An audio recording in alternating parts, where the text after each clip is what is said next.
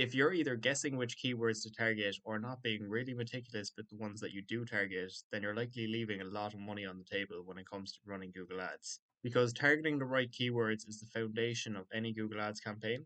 And in today's video, we're going to show you how to use Google Ads Keyword Planner to do so in the most effective way possible. Now, inside any Google Ads account, to actually use the Google Ads Keyword Planner, what you want to do is go to Tools, and then under Planning, you can choose Google Ads Keyword Planner. Now, before we get into the specific details of how to use the Keyword Planner, the reason why we only use Google Ads Keyword Planner and not any other keyword tools to do our keyword research is because with the Keyword Planner, we're given first party data straight from Google itself.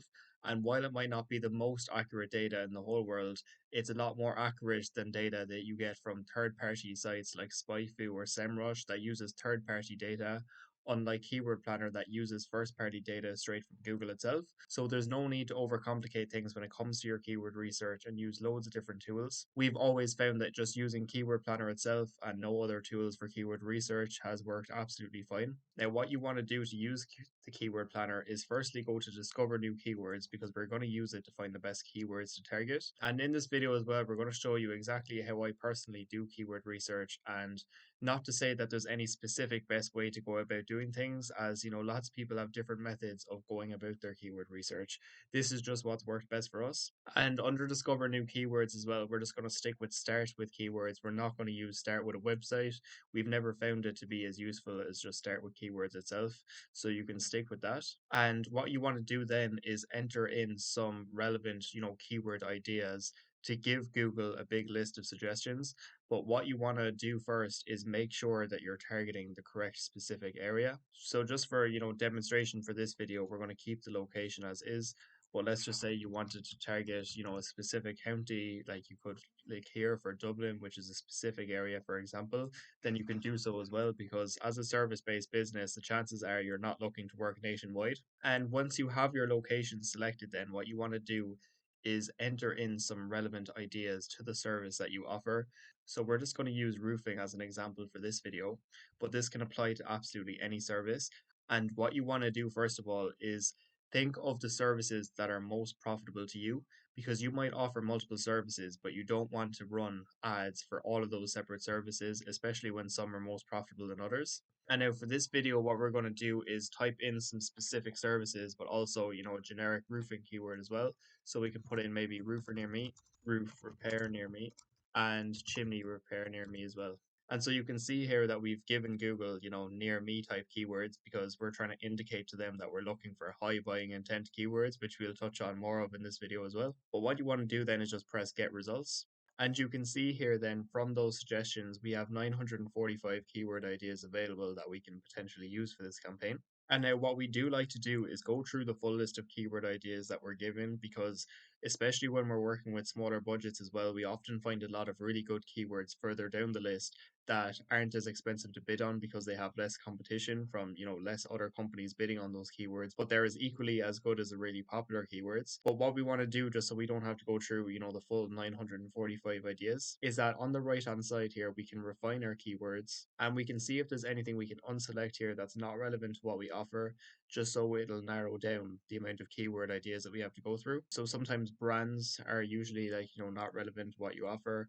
If there's any specific brand names or what anything that looks like competitor names or anything like that. Service is a good one as well to refine, because if we're looking to target really specific services and we're getting keyword ideas for other services that we're not even looking for. Now in this video we're looking for people looking for a roofer in general, but not looking for necessarily roof installation or flat roofing, so we can unselect those two as well. And we're only looking for residential, so not commercial, and we can get rid of rubber roofing as well.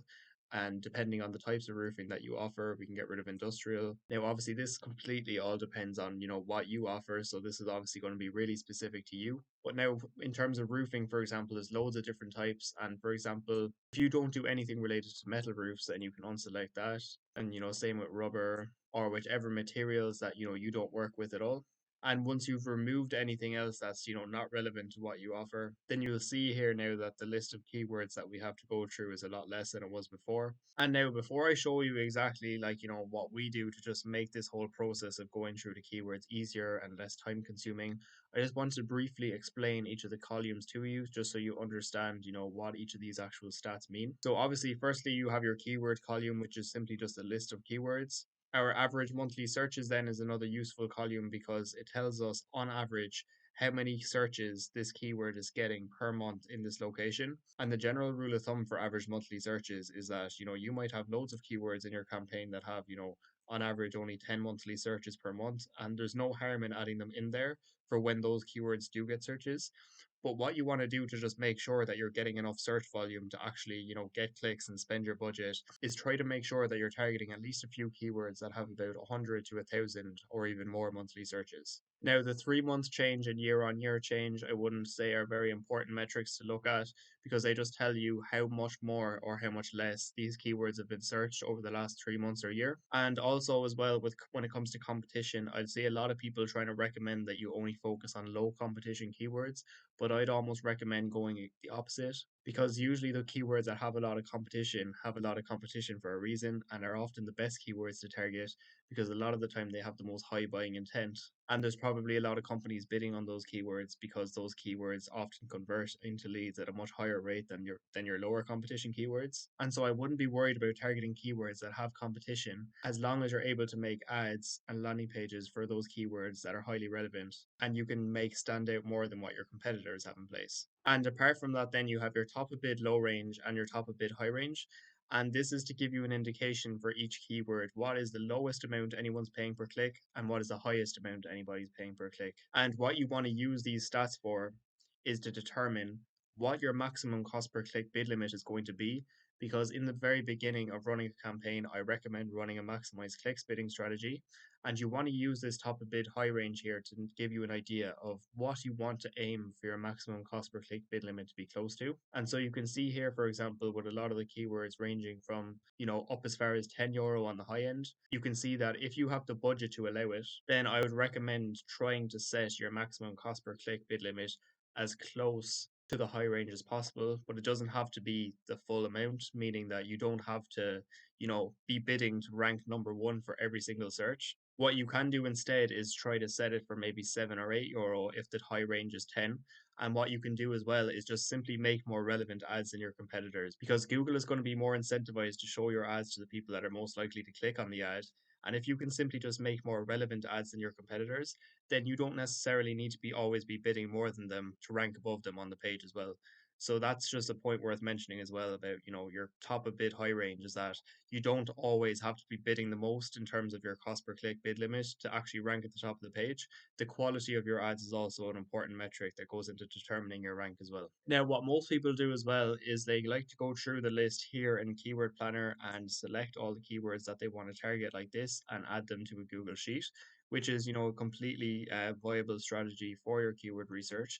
But what we like to do, at the very beginning is simply just download the whole list of keywords as a Google Sheet at the very beginning.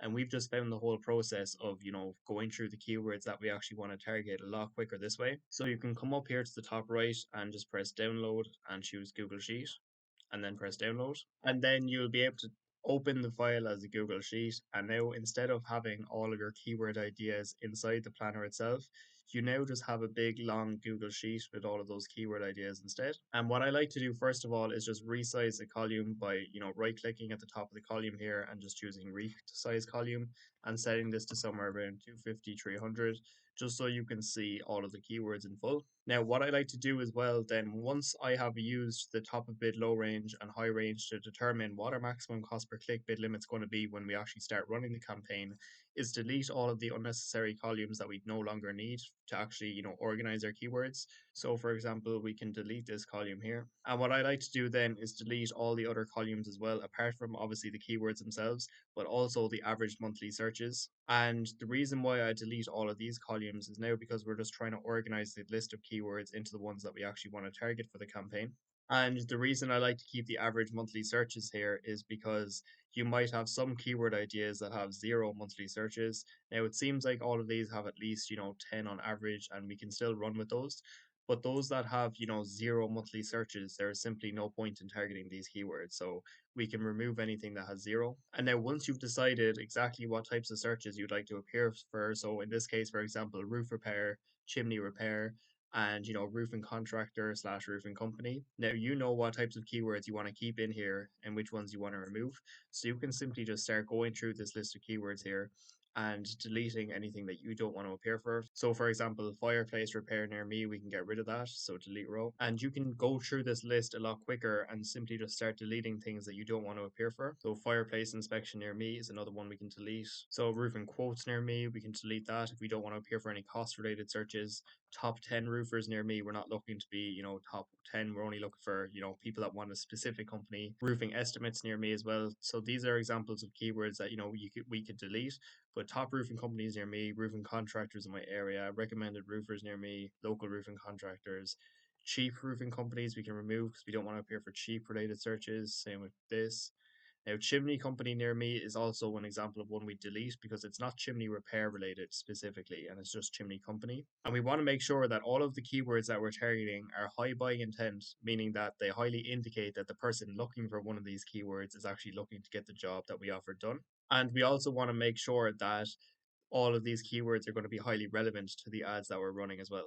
So if we know we're going to be running ads for roof repair, for example, then we want all of our roof repair keywords to be highly related to roof repair. So for example, ceiling leak repair, you could almost argue that it's somewhat related to roof repair, but if you want to make sure the intent is aligned from keyword to ad as much as possible, then you could delete this.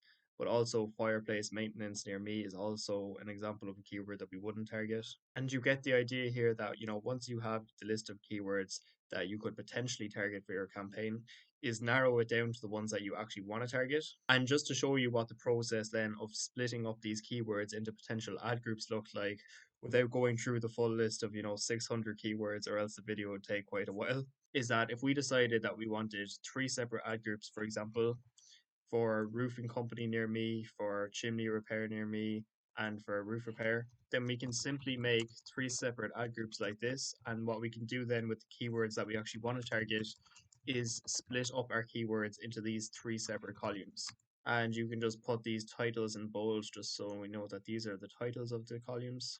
And then, for example, you can just start going through these. So put roofer near me under roofing company, roof repair near me under roof repair, and chimney repair near me under chimney repair, and so on. And you can always delete these as you go as well, just so you know you have them checked off. And so then you can see here there's another few examples of, keywords that can just go into the roofers near me ad group. And then roof leak repair near me and roof restoration near me can go into the roof repair ad group. And even though this keyword doesn't say repair, but it says restoration, the intent behind the search is the exact same. So that's the thing with our ad groups, is that for each of these columns that we make, we want to make sure that the intent behind each of the keywords in the column is the same. So not all of these keywords are the exact same, but they all mean the exact same thing. So that's the point we're trying to get at here. So emergency roof repair near me, I actually almost wouldn't add this to the campaign because it would almost perform a lot better if it had an emergency related ad group. Whereas if somebody searched for emergency roof repair and they were brought to an ad that just says roof repair, then they're less likely to convert on our ad versus somebody else that says emergency roof repair. So I'd only add an emergency roof repair keyword if we had an emergency roof repair ad group. But just to show you another few examples, then you can add these keywords to the roofing company ad group. You can add these keywords to the roof repair ad group as they're all highly relevant to roof repair. And just to show you another example of a keyword we could add to the chimney repair ad group, you can see chimney contractors near me and chimney cap installation near me aren't specific to chimney repair, so we can actually just delete those from the list. But we could add chimney masonry repair near me to the chimney repair ad group because they would be likely to convert on an ad that says chimney repair.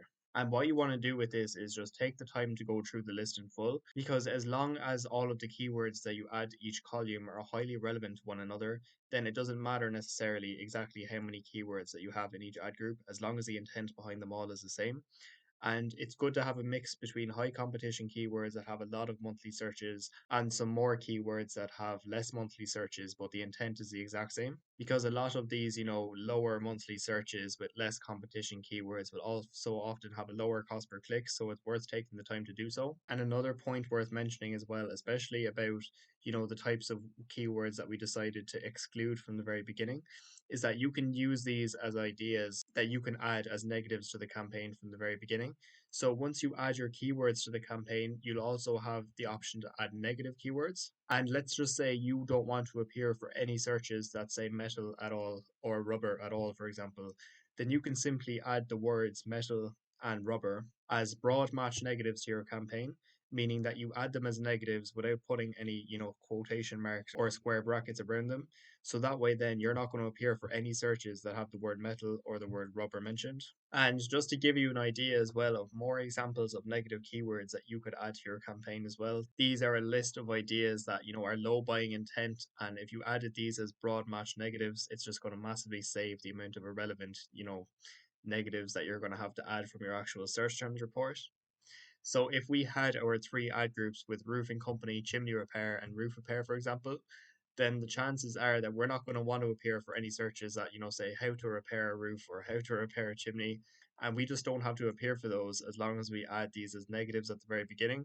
So it's not just about using Google's keyword planner to find the best keywords to target, but also you want to add a solid list of negatives in advance as well, just to minimize the amount of irrelevant search terms that you actually appear for.